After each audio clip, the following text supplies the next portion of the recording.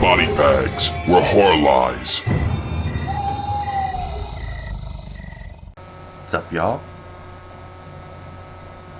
Dubbles at you again. Another week on the BodyBags. Your Monday host. The flick I got for y'all this week is Pyrokinesis. This is a Tokyo Shock release. It was directed by Shisuke Kaneko. I'm sure I slaughtered that name, but he did Godzilla, Mothra, and King Ghidorah, giant all-out monsters attack. He also had to do with the 90s Gamera, so he's no stranger to monster movies.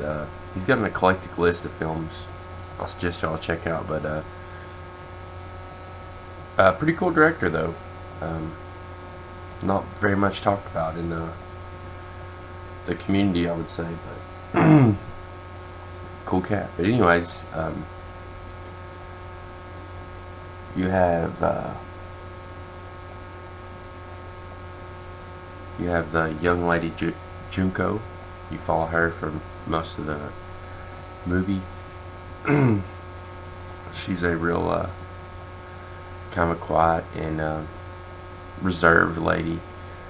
She seems to have a boring, monotonous life until she meets his brother and sister. She becomes very good friends with a girl, and seems to kind of have an attraction to that girl's brother on top of that. So they all quickly bond and become close friends. Later, that girl she has become Junko has become friends with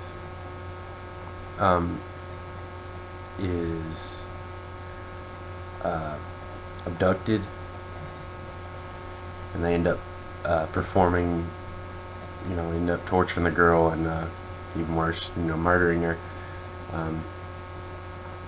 So this turn of events really sets her off, and she's sent out to avenge this girl's death on the behalf of the girl's brother and herself. And she slowly becomes more in tune with her powers that she has. She has pyrokinetic powers, pyrokinesis, and that's it. She's going for vengeance. So it's a revenge flick thrown in with some supernatural / sorcery elements per se. Really interesting plot though, off the bat. Yeah, and that's pretty much all I got to say about the storyline on that one. Overall thoughts, visually, I think it has to be mentioned first because it is a very visually driven flick yet again. Really cool use of camera work, and just some really cool shots, and I mean mixing in the fire and stuff like that. It's at night, it's really a pretty film. I mean, no other way to really put it. It's a beautiful film to look at when it comes down to it.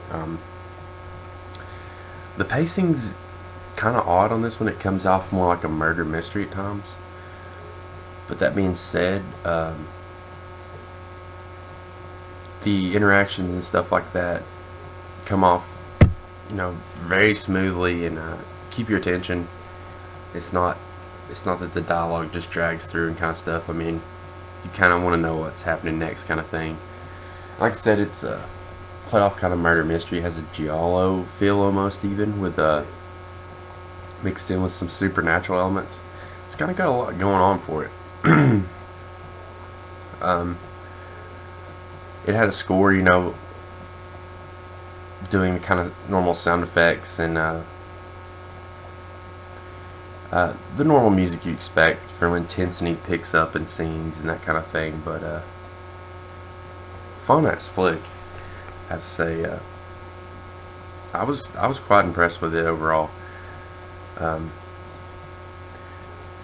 There's not a whole lot of blood and gore in this one, but when it does happen, I mean, it's pretty solid effects. And they use fake limbs, that kind of thing. And they did a pretty good job with the burn victim stuff. Of course, you got some, not to give anything away, but you do have some fire and some burn victims kind of stuff going on. I mean, it is called Pyrokinesis, so what can you say, peeps? Hell yeah. So check out this Tokyo Shock release. Ain't much more I can say about it, guys, without giving too much away on this one. Just if you're a fan of Japanese culture and cinema, and just looking for something a little different, I would go check this one out. Pyrokinesis. I'd give it a solid 7.5, maybe a 7. Really, really solid flick though. You know, it's not perfect. I could have had some amplified gore for my liking, maybe some more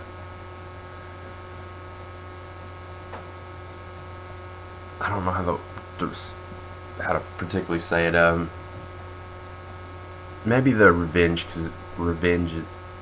that she was taking could have been amplified a little bit, but